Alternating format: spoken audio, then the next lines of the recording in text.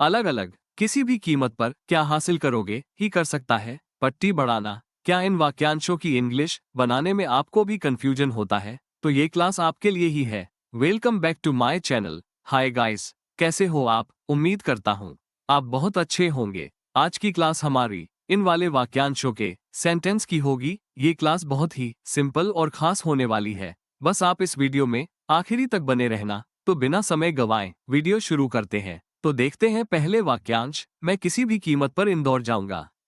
वो किसी भी कीमत पर शादी में आएगा। पूनम किसी भी कीमत पर यह कार खरीदेगी। मैं किसी भी कीमत पर राधा से ही शादी करूंगा।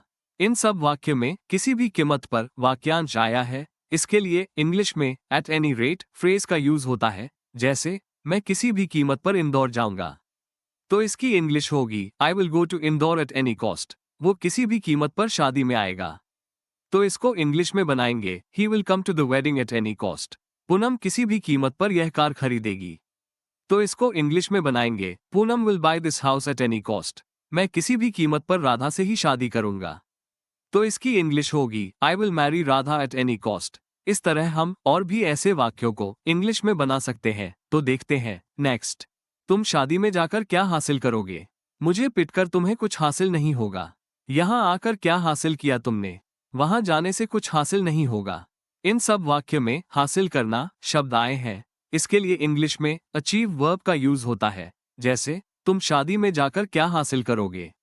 ये क्वेश्चन वर्ड इंटरोगेटिव सेंटेंस है। तो सबसे पहले क्या के लिए व्हाट लिखेंगे और वाक्य का टेंस फ्यूचर सिंपल का है, तो हेल्पिंग वर्ब विल का यूज होगा। अब लिखेंगे सब्जेक्ट, सब्जेक्ट यहाँ यू लिखेंगे। अब आएगी मेन वर्ब अचीव, आप जाकर के लिए बाय गोइंग टू का यूज होगा। यहाँ शादी में जाने की बात हो रही है, तो लास्ट में द वेडिंग लिखेंगे। तो इसकी इंग्लिश होगी what will you achieve by going to the wedding.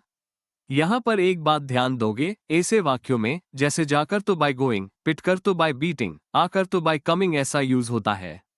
मुझे पिटकर तुम्हें कुछ हासिल नहीं होगा। यहाँ पर कुछ नहीं के लिए नथिंग यूज होगा, तो इंग्लिश होगी you will achieve nothing bye beating मी। यहाँ आकर क्या हासिल किया तुमने? ये पास्ट इंडेफिनिट टेंस का वाक्य है, तो इंग्लिश होगी what did you achieve bye coming here.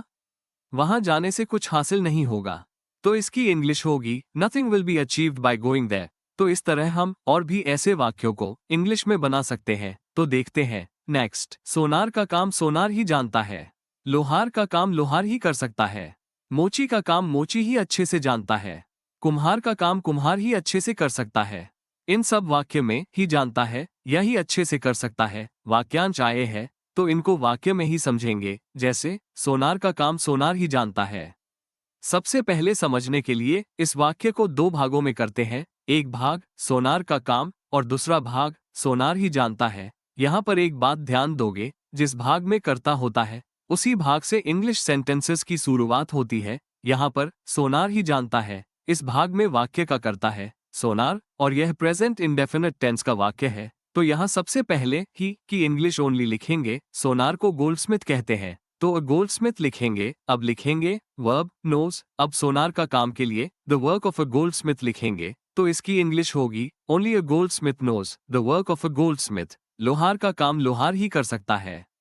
यहाँ पर कर सकता है के लिए कैन डू का यूज होगा और लोहार को इंग्लिश में ब्लैकस्मिथ कहते हैं, तो इंग्लिश होगी only a blacksmith can do the work of a blacksmith. मोची का काम मोची ही अच्छे से जानता है। यहाँ अच्छे से के लिए वेल का यूज होगा और मोची को इंग्लिश में कॉबलर कहते हैं, तो इंग्लिश होगी only a cobbler knows the work of a cobbler well. कुम्हार का काम कुम्हार ही अच्छे से कर सकता है। कुम्हार को पॉटर कहते हैं, तो इंग्लिश होगी only a Potter can do the work of a Potter well.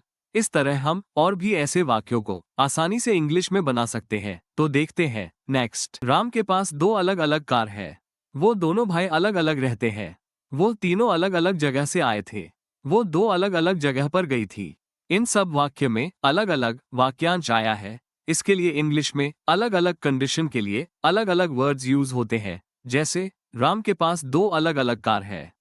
जब भी कोई वस्तु पास में होने के लिए अलग अलग वाक्यांश आए, तो इसके लिए डिफरेंट वर्ड का यूज होता है। तो इंग्लिश होगी Ram has two different cars. वो दोनों भाई अलग अलग रहते हैं। अलग अलग रहना या अलग अलग जगह के लिए सेपरेटली वर्ड का यूज होता है, तो इंग्लिश होगी बोथ ब्रदर्स लिव सेपरेटली। वो तीनों अलग अलग जगह से आए थे।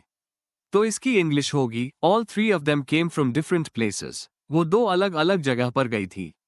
तो इसकी इंग्लिश होगी she went to two different places. इस तरह हम और भी ऐसे वाक्यों को इंग्लिश में बना सकते हैं। तो देखते हैं नेक्स्ट। तुम्हें कौन पट्टी पढ़ा रहा है? तुम्हें किसने पट्टी पढ़ाई? राम को किसी ने जरूर पट्टी पढ़ाई है। कोई तो उसे पट्टी पढ़ा रहा होगा। इन सब वाक्य में पट्टी पाना शब्द आया है, जो कि हिंदी की क्रिया है। इसके लिए इंग्लिश में ब्रेन वॉश वर्ब का यूज होता है, जैसे तुम्हें कौन पट्टी पढ़ा रहा है। ये प्रेजेंट कंटिन्यूअस टेंस का क्वेश्चन वर्ड इंटरोगेटिव सेंटेंस है। तो इंग्लिश होगी who is brain washing you?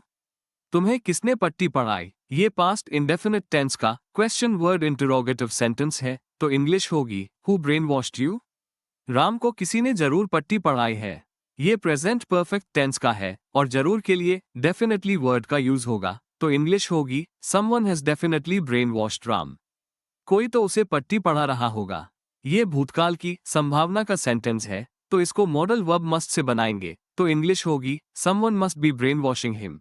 इस तरह हम और भी ऐसे वाक्यों को इंग्लिश में आसानी से बना सकते हैं। मैं किसी भी कीमत पर उसे पिटूंगा।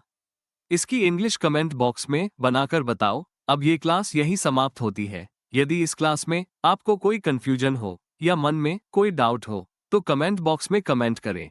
Please like, subscribe and share.